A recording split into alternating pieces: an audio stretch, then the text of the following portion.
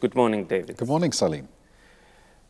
Let me ask you this question. Why do some projects fail despite of having risk management processes? They follow risk management processes, but yet they fail. That's an interesting question because clearly risk management should help us to have more successful projects that achieve our objectives efficiently and effectively more frequently and deliver on budget, on time, a full specification and so on. So why do some projects still fail even though they do risk management? I think there are perhaps three reasons. One is that some projects don't do risk management very well.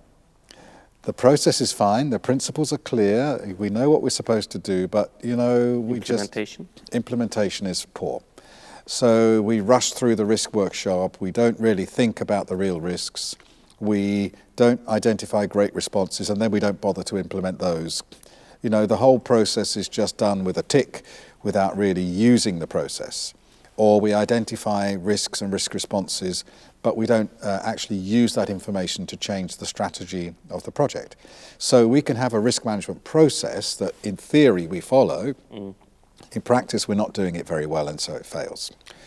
We have to hope that project managers are more professional than that, and if they have a risk management process, they will actually use it professionally to help them manage the project, which is of course the point. There's a second reason, which is that sometimes we're just unlucky. Bad things happen to good people, and so it may be that we have all the best processes and all the best decision making, and still things just go wrong. So that could happen.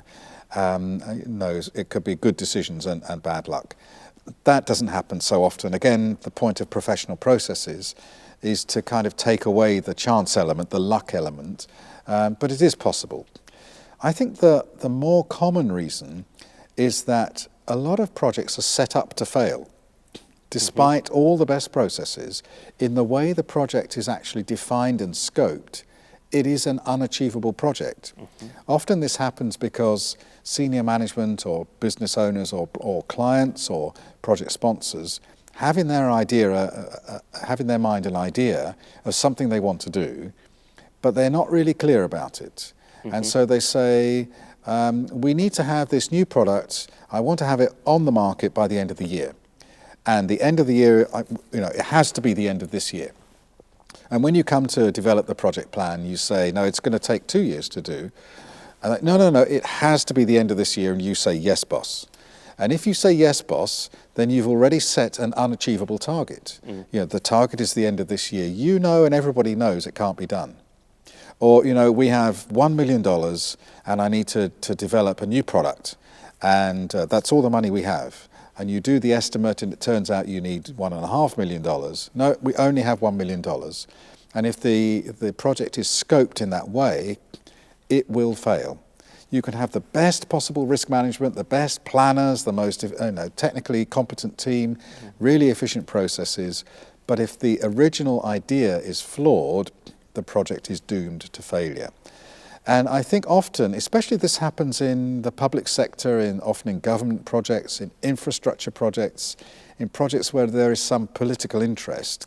Yes. Somebody says this has to be done, and nobody will say to them, I'm sorry, sir, this cannot be done, because they're an important person, they have some authority, some position, and the project manager is not the right person to stand up to them. We have a phrase in management, it's called willful ignorance.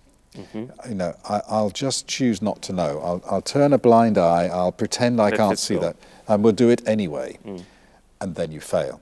So I think the three reasons, you might have a risk management process which you don't implement very well. You might have good processes but just bad luck and something happens and that wasn't your fault. More often, the project in the way it's set up, it is set up to fail with unachievable goals. And then the poor project manager and project team are doomed to failure before they start. So let us look deeper a little bit into those three elements. The first one, if that means that project managers, one of the competencies they need to have is risk management. Yes. And of course, it's easy to fix, or relatively easy to fix, if people are not doing risk management well. they need some education. Why is risk management important? I think we have a video about that. They have to understand the value of risk management and be persuaded that actually if you do risk management properly, it makes your life easier by identifying things in advance that if you deal with this now, it won't be a problem later. So there's some education to be done. There's some training that will help. Let's just teach you how to do risk identification properly. So you don't just go into a workshop and try to find the risks, but you don't really know what you're looking for. Let's train people in risk identification and assessment and prioritization. Let's show people how to develop good risk responses that really change our risk exposure. So education first and training. There's the question of organizational learning. So we build some of the good experience back into our processes so the processes become more effective and more mature, which support people better. And then there's the question of demonstration. We can show people from the good projects, you know, this project used risk management properly and they succeeded, and the project team were more relaxed and more comfortable. They knew what they were doing. They knew what uncertainties they had to deal with. Your project is troubled, it's stressed, everybody is running around putting fires out with problems that could have been avoided. You could have been like this, and we demonstrate from the good example. But perhaps most important in terms of getting people to use the process properly is motivation and leadership from the project manager or from the project sponsor. So if the project manager is really convinced that risk management is important, that it works, that it will help their project, then they should be motivating and leading their team into doing it properly and to doing it better. And obviously we hope that these videos will be a contribution to help people understand what risk management is, how it should be done, and what the potential benefits are as part of motivating them, motivating everybody to manage risk better. So that's the process side. I would assume also experience of the project manager is very, very important in that regard. Yes. If you do similar projects, then the project manager will have enough experience to avoid or try to deal with this type of risks. Yes, that's right. And obviously, if you've seen it, you know, if you've been burned one time, you won't want to be burned a second time. So we will use that experience next time round. So if the first reason is that risk management is not done very well, if that's why your project is failing, we can address that through education, training, motivation, demonstration, leadership, and so on. The second reason, if you're just unlucky, you have all the good processes and good people and stuff happens, that's very hard to deal with. Yeah, things can happen internally or they can be outside, externally factors. as well, Yes, exactly. yeah. But then the third area where if the project scope or project definition is already over-ambitious and unachievable, that's quite hard because that means you have to stand up to feedback to a project sponsor or a client or a senior manager and have the ability to tell them the honest truth.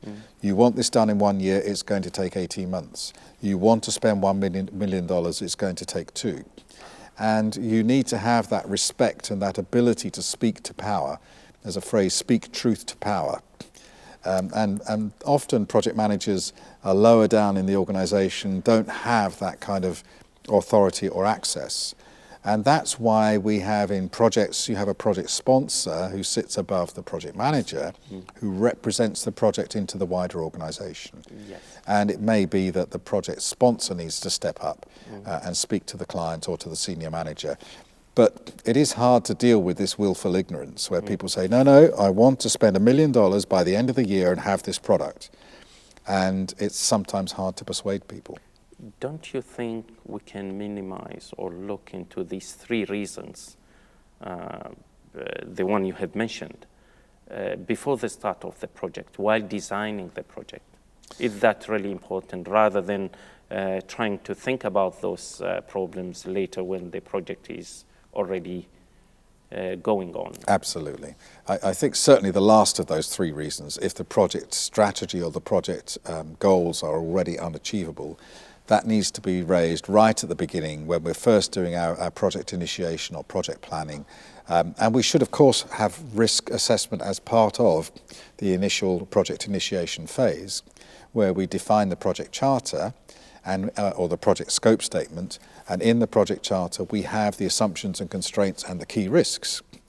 And if an assumption is we can get this done by Christmas or by the end of the year, and the assumption is we can get it done within $1 million, and we can't, that needs to be raised right at the beginning in that project strategy planning meeting. Thank you very much, David. Thank you. Very interesting.